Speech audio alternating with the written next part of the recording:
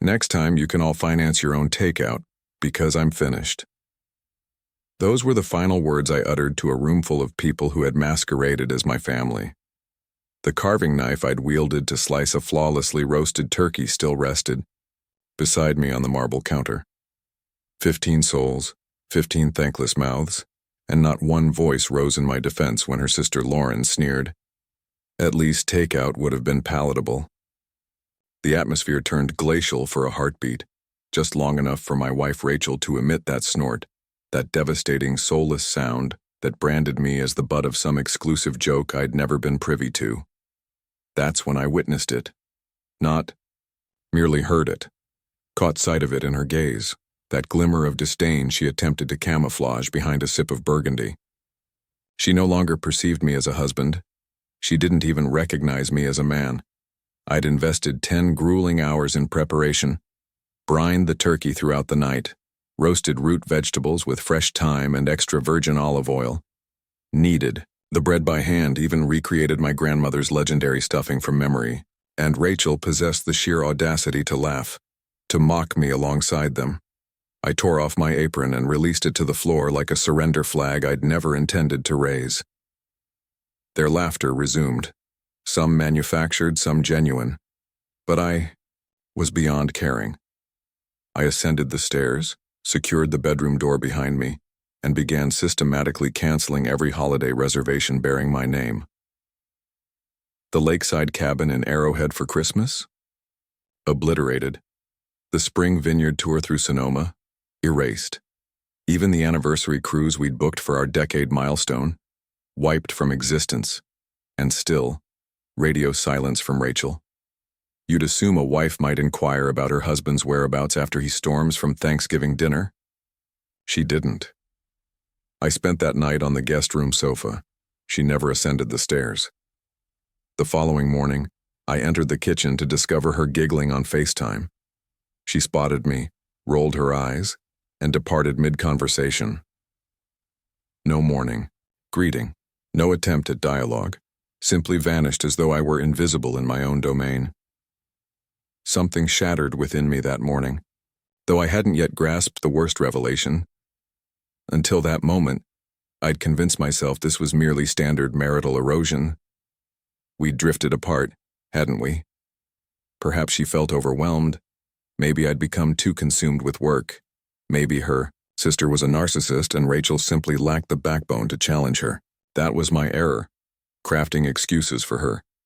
Because that very afternoon I uncovered the genuine reason my wife couldn't spare an ounce of concern. I was tidying the dinner's remnants, still harboring hope she might show some remorse, when her iPad chimed.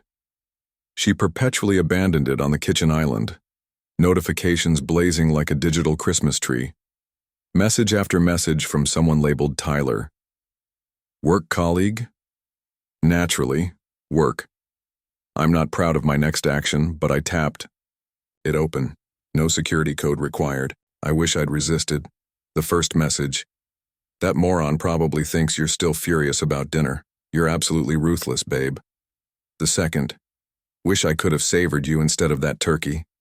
Rachel's response. Just wait until Saturday. I'll be entirely yours. I recall gripping the counter's edge so forcefully I left permanent grooves in the oak. My stomach contorted into something frigid and metallic. My head buzzed as if submerged underwater. I stood there, hands still redolent with thyme and turkey drippings, absorbing how my wife had been deceiving, plotting, betraying me with some imbecile who probably considered medium rare a film rating. This transcended mere infidelity. It was calculated cruelty, deliberate and vicious. She craved my humiliation, wanted me diminished, as though the entire dinner was orchestrated theater designed to shove me over the precipice while she secretly arranged to vanish into the embrace of a fool who called her babe with a nauseating emoji. Suddenly, everything crystallized.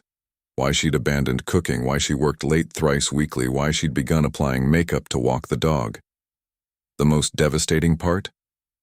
I hadn't simply been replaced, I'd been ridiculed throughout the process. I remained frozen until the iPad buzzed again. Another message, this time from Lauren. Hope your husband doesn't weep into the cranberry sauce again this year. I still remember last Thanksgiving vividly. I realized then they all knew, and that's when something fundamental shifted within me. I wouldn't scream, I wouldn't weep, I wouldn't even confront her, not yet, because Rachel had just declared war and I don't surrender battles. I remained silent that day, not when she brushed past me in the corridor like I was decorative furniture, not when she requested, without lifting her gaze from her device, that I please wash the wine glasses because she was too drained from entertaining. I simply nodded like the compliant fool she perceived me to be. Sleep eluded me that night. My eyes fixed on the ceiling while my mind replayed every message on an endless loop. The smirks, the cutting remarks, her sister's comment, Rachel's laugh, how everyone treated me like background scenery in my own existence. I kept revisiting that line. I'll fake apologize and slip away after, as though I were a child to be deceived, a burden. She hadn't even bothered deleting the messages. That's how supremely confident she was, how certain I'd never investigate, how insignificantly she regarded me. Saturday arrived. She donned the crimson dress, the one she hadn't worn in over a year, the one I'd purchased for our anniversary, which she once claimed didn't fit properly. Now she wore it like armor. Her makeup was flawless, and she applied perfume I hadn't detected on her in months. Not even a fleeting glance in my direction as she strode past the living room, her heels percussion against the hardwood, the rhythm of betrayal. "Meeting the girls," she announced, snatching her keys. I offered no response. She pivoted, finally noticing my watchful gaze. "What?" she demanded, cocking her head. I smiled almost imperceptibly. "Nothing. Enjoy yourself." That expression in her eyes, bewildered, almost anxious for an instant, was my sole satisfaction that day. She departed at 6:37 p.m. At 6:41, I activated the concealed app connected to the GPS I'd installed in her vehicle weeks prior. When I first suspected something amiss, I observed the little dot traverse the city, not to the bar she'd claimed, but to a riverside apartment complex, Unit 3B, Tyler's residence. I didn't rush. I didn't rage. I simply monitored. At 8:12, a second device I'd placed, this one inside the glove compartment with audio capability, captured muffled sounds, moaning, laughter, her voice. She was uninhibited. She wanted to be heard. I switched it off. I'd heard enough. Instead, I rose, packed a bag, and approached the closet. I retrieved the lockbox, opened it, and extracted the file I'd kept sealed for over 6 months. Duplicates of our joint accounts, legal documentation, passwords, a USB containing all our security footage from the past 3 months, and something she never suspected I possessed, evidence of her forging my signature on an unauthorized loan. I seated myself at the dining table, the same one where they'd mocked me, and began constructing my strategic map. When she returned at 1:38 a.m., giggling softly and tiptoeing like a teenager sneaking past curfew, I was sitting in darkness. She froze in the hallway upon seeing my laptop's azure glow. "Oh, you're still awake?" I looked up at her. Couldn't rest. She noticed the bag by the entrance. "What's that?" "Just preparing." "For what?" she asked, her tone shifting. I closed the laptop. "You'll discover soon enough." She scoffed, rolled her eyes, and ascended the stairs without another syllable. She believed it was finished, that she'd triumphed, that I was merely sulking again, being overly dramatic as she always claimed. But this time I wasn't shattered. This time I was honing every fragment of the broken glass, and when it cut back, it would penetrate deeply. The following morning I contacted my attorney. Her name's Denise Harper, sharp as a scalpel and twice as ruthless. She'd navigated 2 of my company's most challenging acquisitions, and I trusted her with one objective: inflict damage with surgical precision. I disclosed everything, not merely the affair, but the forged signature, the unauthorized withdrawals from our joint account, the credit card charges to hotels she'd never visited with me. She didn't flinch, simply requested dates, documents, and access. Then she said, "Let me speculate she has no inkling what's approaching." Not remotely. For the subsequent 3 days, I embodied the perfect husband. I prepared her coffee, purchased groceries, even offered to collect dry cleaning. She softened, probably assuming I'd moved past it, that I'd accepted my subordinate position again. She even left her phone lying around, unlocked, careless, reckless, or perhaps simply arrogant. I didn't touch it. I no longer needed to. I had sufficient evidence. Thursday evening, her parents visited. I prepared a modest dinner, nothing elaborate like Thanksgiving, chicken parmesan, garlic bread. Rachel smiled at me as though she believed we'd reconciled. Her mother gushed, "So delighted to see you two resolving things." I smiled back. "It's been illuminating." Rachel laughed. "See, I told you he just needed time." She touched my arm, and I suppressed nausea. That night, I slept in our bed again for the first time in weeks. She nestled against me and whispered, "Something about planning a vacation." I nodded. She drifted off, but sleep eluded me. The next morning, I departed early. I met with Denise and handed her one final item: security footage from the night Rachel brought Tyler home when she claimed to be at yoga. Tyler had entered through the rear entrance. She'd given him the alarm code. They hadn't even bothered concealing themselves in the guest room. My bedroom, my bed. Denise grimaced. That'll suffice. Friday evening, I waited until Rachel emerged from the shower. She entered the bedroom, towel wrapped around her, humming some vapid pop song. She didn't notice the envelope on the dresser until reaching for her phone. "What's this?" she inquired. "Your notification." She laughed, clutching the towel tighter. "What?" I remained silent. She opened the envelope and began reading, slowly at first, confused, then pale. "What the hell is this?" Her voice trembled. "Divorce, proceedings, fraud charges, misappropriation of marital assets, proof of infidelity. Oh, and that Tahoe cabin? Yours, but the mortgage remains unpaid. I transferred ownership to your name. You're welcome." "You can't do this," her voice cracked. "Actually, I already have." She stepped forward. "Wait, can we discuss this?" "Discuss?" I laughed. "Now you want dialogue?" "Look, whatever you think you know, I know everything, Rachel. I know about Tyler, about the money, about the forged documents. I know your sister mocked me with you. I know you've been deceiving me for months." She stared at me, eyes glazed, mouth agape. "You're going to humiliate me publicly." I moved closer. "No, you already accomplished that. I'm simply returning the favor. Legally." She attempted to grasp my hand. I withdrew. "You don't mean this." I've never been more certain of anything. The most satisfying part? She thought she maintained control. She always did. The secret laughter, the clandestine meetings, the manipulation. But she overlooked one crucial detail. I was no longer the man she could manipulate, and this was merely the beginning. She didn't weep that night. She screamed. She hurled objects, her phone, a lamp, even cufflinks she discovered in the drawer. She called me pathetic, accused me of destroying her life, of overreacting, of being emotionally unstable. She cycled through denial, rage, and guilt-tripping within minutes. I stood there silently, observing her unravel. Every word confirmed what I already knew. She wasn't remorseful. She was simply sorry she'd been caught.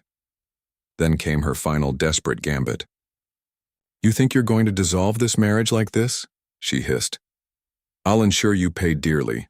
I'll tell everyone what a miserable, insecure freak you are, that you stalked me, bugged my car, that you're dangerous." I nodded once. "Proceed.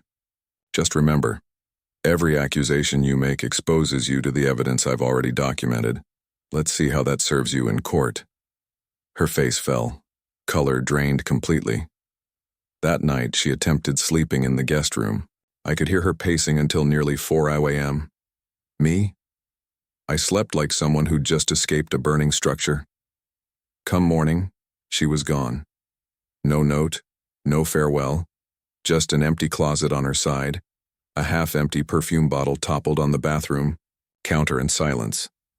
But I wasn't relieved yet because I knew Rachel. She never retreated without a contingency plan. This wasn't surrender. It was regrouping. Predictably, by Monday, word had spread. Her friends began texting. Her sister posted some cryptic Instagram story. Some men can't handle a real woman. I laughed when I saw it. She thought she was controlling the narrative, but Denise was already 3 moves ahead. We'd frozen the joint accounts, flagged the credit cards. The moment she attempted accessing our shared funds for whatever fantasy escape she envisioned, it would trigger alerts. Then came the unexpected call from Tyler. He sounded nervous, almost terrified. "I didn't know, man," he said, voice quavering. "She told me you guys were already separated. I didn't mean to get involved." "You didn't mean to violate my bed?" Silence. "I just wanted you to know she told me she was going to destroy you. She was boasting about it. Said you'd crumble under pressure, said she'd take everything. I said nothing. I'm out, man. I blocked her, changed my locks. I think she's dangerous." Yes, I could have warned him, but hearing the fear in his voice, that was novel. Rachel wasn't merely manipulative, she was venomous, and the poison had finally reached someone else's bloodstream. That week, I advanced with everything.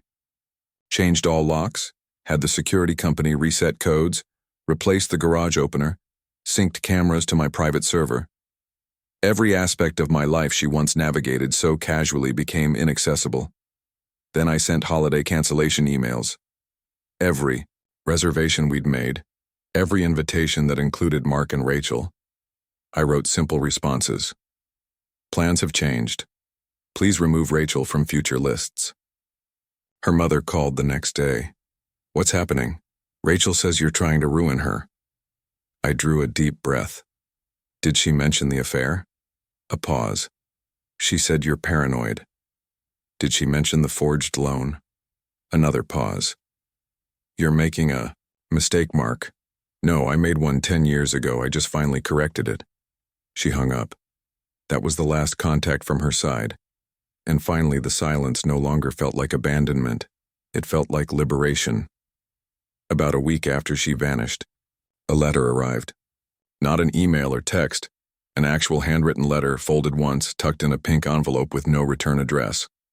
I opened it like someone defusing an explosive. It wasn't an apology. It was a performance. "Mark, I just needed time to think. Things escalated so quickly.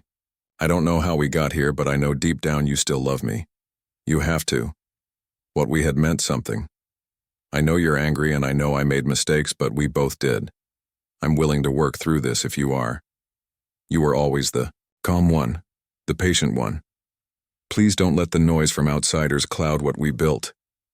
She concluded with, "I'll be waiting. Don't make me regret loving you." No signature, just a lipstick stain on the fold. I read it once, then again, then incinerated it, and it felt more satisfying than I'd ever anticipated. Because she didn't write that letter for me. She wrote it to control the narrative, to claim, "I tried." So if anyone inquired, she could paint me as the cold, unforgiving husband who simply couldn't release the past. But I knew the truth, and more importantly, so did my attorney, my bank, and my newly updated financial planner. She wasn't returning to my house, my finances, or my life. Never again. Yet emotional landmines persisted everywhere. Every time I opened a drawer and discovered one of her earrings, every song that randomly played in the car, every friend who still hadn't chosen sides, I'd stare at the kitchen table and remember how she once sat there in that faded UCLA hoodie, hair disheveled, drinking coffee at 6 a.m., as though she owned the tranquility. Back then, I loved her, even in those sleepy, unremarkable moments. And it's terrifying how rapidly that love can putrefy when doused in deception. But pain sharpens perception. I began noticing things I'd never allowed myself to see. How her compliments always came with conditions. How every argument ended with her playing victim. How she wielded silence as punishment and affection as currency. And the worst part? How long I'd tolerated it, made excuses, accepted blame. I resumed going to the gym, not to improve or impress anyone, just to reclaim control, to feel sweat and breath and soreness that signified something. I began sleeping through the night too, for the first time in years. No more lying awake wondering why she wasn't home. No more listening for footsteps that never materialized. One day, I stood before the mirror, fully dressed for work, and declared aloud, "You're not broken." And I wasn't. I was bruised. I was scarred, but I wasn't broken. And that simple truth became the foundation of something greater. By month's end, the divorce papers were processed, accounts divided. Denise had performed like a surgeon, clean, precise, no loose ends. Rachel never contested anything she knew she'd lose. She didn't even appear at the final mediation, sending a lawyer with demands that were nearly all denied. And then it was finished. Just like that. 10 years reduced to signatures and silence. But for the first time in ages, silence didn't feel like abandonment. It felt like peace. A few weeks after the divorce was finalized, I started receiving messages. Not from Rachel, she knew better. These came from mutual acquaintances, people who... Rachel always called it a waste of time, and I found a box labeled Mark's Junk. It wasn't even mine, just items she had no use for. My old baseball glove, college notebooks, tools I'd never used because she despised clutter. At the bottom lay a photo from our first Cabo vacation. I was tanned and grinning. She wore sunglasses and that artificial smile she reserved for pictures. I studied it briefly, then discarded it without hesitation. The moment wasn't sorrowful, it was cleansing. That evening, I prepared steak and potatoes, poured a glass of red wine, and played one of the jazz albums I'd kept boxed for years because Rachel claimed it triggered headaches. I reclined in my chair, letting the music drift through the space, and thought, this is what peace sounds like. There's something sacred about doing nothing and not fearing it. The house no longer felt empty. It felt mine. The echoes weren't of arguments, manipulation, or sardonic laughter. Just jazz, just silence, just the occasional creak of floorboards beneath my feet. Then, as life does, it presented a twist. Weeks later, at the grocery store with headphones in, barely attentive, I heard my name, Mark. I turned. Lauren stood there in leggings and a windbreaker, makeup-free, clutching a basket of overpriced organic products. Her eyes scanned me, probably noticing how I'd changed. Lost weight, grown a beard, looked alive again. "I didn't expect to see you here," she said. I removed one earbud. "Yeah, I live around here." She forced a laugh. "Right, of course." There was a pause, that awkward beat where she debated whether to pretend warmth or simply depart. She chose poorly. "I just wanted to say, I didn't mean anything by that comment at Thanksgiving." I tilted my head. "You said my food tasted like garbage in front of 15 people. It was a joke," she shrugged. "And Rachel, well, she was going through a lot. We all were." We all were. "I'm not sure what you want me to say, Lauren." She exhaled through her nose. "Nothing. Just maybe you could have handled it more discreetly. You kind of obliterated everything." I stared at her and smiled. "That's the thing. Sometimes you have to detonate everything to see who's standing in the debris." She blinked. I replaced my earbuds, turned, and walked away. I didn't look back, because that was the moment I knew I didn't just survive the inferno. I emerged tempered, sharper, stronger. And I'd never again let someone like Rachel or her sister stand in my kitchen and mock me. Summer rolled in slow and golden, like a final act that didn't need fanfare, just warmth and quiet closure. I wasn't searching anymore, not for forgiveness, not for revenge, not for understanding. The truth had already done its work. It carved everything down to the bone and left only what mattered, me. I'd stopped checking Rachel's social media, stopped wondering who she was with, what narrative she was spinning. The woman I once knew, the one I married, trusted, and believed in, had vanished long before I saw those texts. The real her had been hiding behind borrowed smiles, manufactured intimacy, and layers of self-interest. She didn't leave me. She left the version of me that no longer bowed to her ego, and for that, I was grateful. Weeks later, I stood on the deck behind the house, my house now, watching the sunset behind the trees. A slow-burning orange sky faded into bruised purple. I held a cold beer in one hand and my phone in the other, and did something I hadn't done in ages. I deleted every saved photo of us, every trip, every anniversary, every fabricated smile. They were just pixels now, empty snapshots of a performance I no longer auditioned for. When I was done, I breathed. Not a dramatic gasp, not some cinematic sigh, just a calm, honest breath. I was okay. Really okay. For the first time in years, I wasn't weighted down by someone else's chaos. No one was walking through the door late with feeble excuses. No one was feeding off my kindness and calling it control. No more emotional chess matches disguised as marriage, just air, just silence, just peace. If anyone ever asked what I learned from it all, I'd say this. If someone shows you disrespect and expects gratitude, walk away. If someone laughs at your effort, let them lose access to your energy. And if someone betrays you and expects forgiveness without transformation, give them distance instead of mercy. There's power in stillness, power in not chasing, power in being enough even when someone tried to make you feel disposable. She played her games, and I walked off the board, free, whole, and finally home.